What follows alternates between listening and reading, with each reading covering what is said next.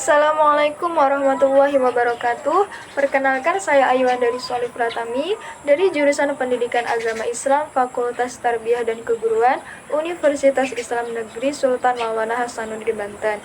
Di sini saya akan menjelaskan tentang metodologi penelitian. Selamat menyaksikan. Oke, kita mulai dari pengertian metodologi penelitian. Jadi, metodologi penelitian adalah suatu cara ilmiah untuk mendapatkan data dengan tujuan dapat dideskripsikan, digambarkan, dan dibuktikan untuk dipahami atau untuk memecahkan masalah dalam kehidupan manusia. Nah, dari metodologi penelitian ada beberapa pendekatan. Yang pertama kualitatif, yang kedua kuantitatif, yang ketiga R&D, dan yang keempat PAR.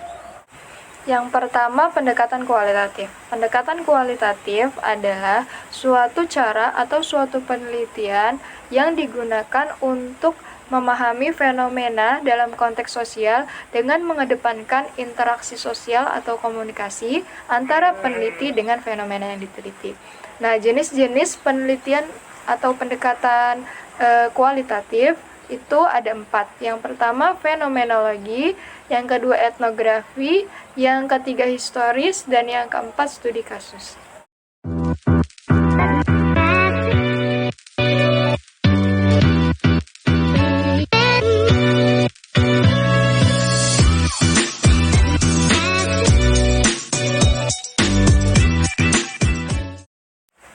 Nah, yang kedua ada pendekatan kuantitatif.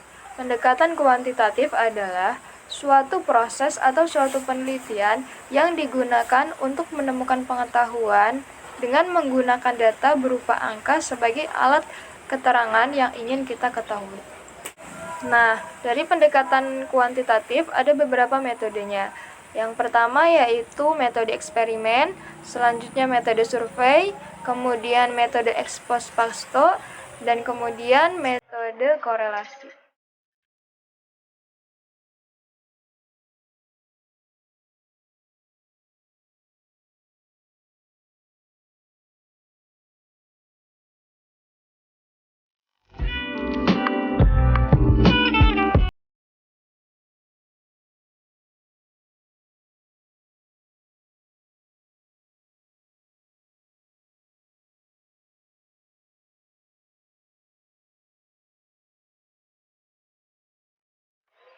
Nah, yang selanjutnya yaitu pendekatan R&D. Pendekatan R&D adalah suatu penelitian yang digunakan untuk mengembangkan atau menghasilkan produk, kemudian diuji keefektifannya. Selanjutnya yaitu pendekatan PAR. Pendekatan PAR adalah suatu penelitian yang dilaksanakan secara partisipasi di antara warga masyarakat untuk mendorong perubahan sosial ke arah yang lebih baik. Nah, ada beberapa metode dalam pendekatan PAR. Yang pertama, eksplanatif, dan yang kedua, tematik.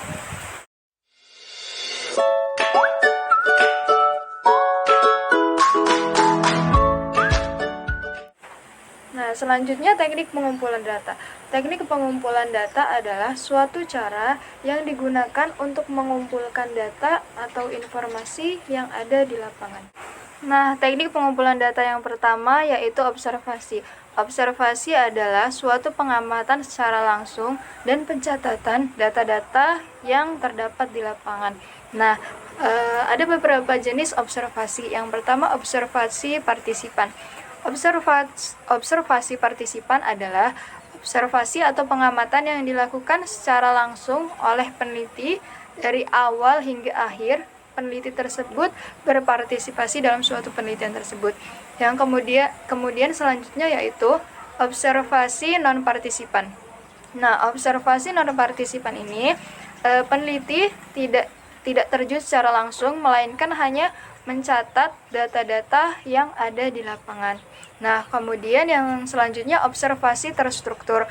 Observasi terstruktur itu adalah observasi yang sudah ditentukan dari awal hingga akhir apa saja yang akan diteliti di suatu lapangan. Nah, kemudian yang terakhir yaitu observasi terbuka. Observasi terbuka adalah suatu observasi dalam pengamatan atau dalam pencatatannya itu terbuka. Artinya, semua yang ada di lapangan akan dicatat dan diambil data-datanya oleh peneliti. Teknik pengumpulan data selanjutnya yaitu kuesioner atau angket. Kuesioner atau angket adalah suatu alat pengumpul informasi dengan cara menyampaikan sejumlah pertanyaan secara tertulis untuk dijawab oleh responden. Nah, ada beberapa jenis kuesioner. Yang pertama, kuesioner tertutup. Kuesioner tertutup ini pertanyaan dan jawabannya sudah ditentukan oleh peneliti atau sudah disediakan oleh peneliti. Yang kedua yaitu kuesioner terbuka. Nah, kuesioner terbuka ini pertanyaannya disediakan peneliti, akan tetapi jawabannya dibebaskan kepada responden. Yang terakhir yaitu kuesioner kombinasi. Nah, kombinasi ini antara terbuka dan tertutup. Jadi pertanyaannya diajukan oleh peneliti dan untuk jawabannya dibebaskan kepada responden. Teknik pengumpulan data selanjutnya yaitu wawancara. Wawancara adalah suatu percakapan antara dua orang atau lebih untuk mendapatkan informasi yang ingin kita ketahui. Ada beberapa jenis wawancara. Yang pertama, wawancara pribadi. Wawancara pribadi adalah wawancara yang dilakukan oleh satu orang peneliti dan satu orang responden. Nah, bentuk pertanyaannya ini berkembang, artinya bisa di luar dari yang sudah disediakan oleh peneliti. Kemudian yang selanjutnya wawancara terstruktur. Wawancara terstruktur adalah wawancara yang dilakukan dengan pertanyaannya itu mengandung unsur 5W1H, yaitu what, why, where, how, when, dan how. Nah, pertanyaannya ini tidak berkembang, melainkan hanya yang sudah disediakan oleh peneliti. Nah, selanjutnya wawancara tidak terstruktur. Wawancara tidak terstruktur adalah wawancara atau pertanyaan yang dilontarkan kepada narasumber atau kepada responden itu secara spontan. Nah, bentuk pertanyaannya ini tidak atau belum disediakan sebelum wawancara, artinya pertanyaannya secara spontan. Teknik pengumpulan data selanjutnya yaitu dokumentasi. Dokumentasi adalah suatu pengumpulan dokumen-dokumen, arsip, dan gambar-gambar yang didapat dari lapangan.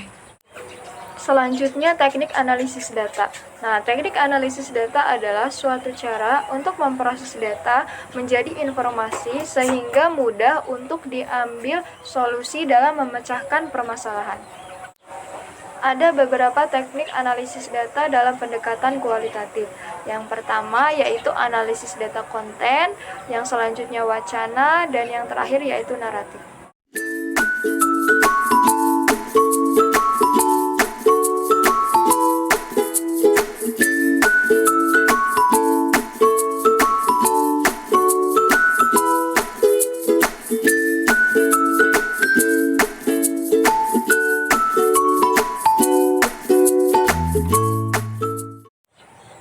Nah, dalam penelitian ada populasi dan sampel. Kita akan bahas satu persatu.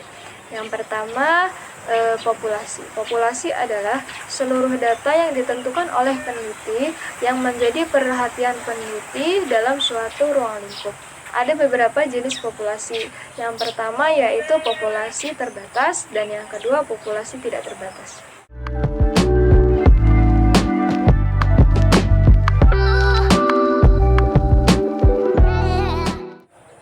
Selanjutnya yaitu sampel. Sampel adalah sebagian yang diambil dari keseluruhan objek yang diteliti. Nah, ada beberapa teknik dalam pengambilan sampel. Yang pertama adalah teknik random sampling. Nah, teknik random sampling ini teknik pengambilan sampel secara acak tanpa melihat latar belakang. Artinya, semua populasi memiliki kesempatan untuk menjadi sampel. Yang kedua yaitu teknik non-random sampling.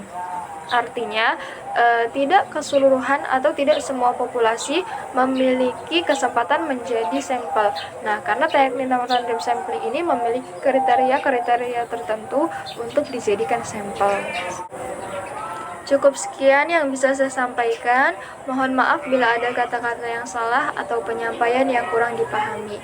Wassalamualaikum warahmatullahi wabarakatuh.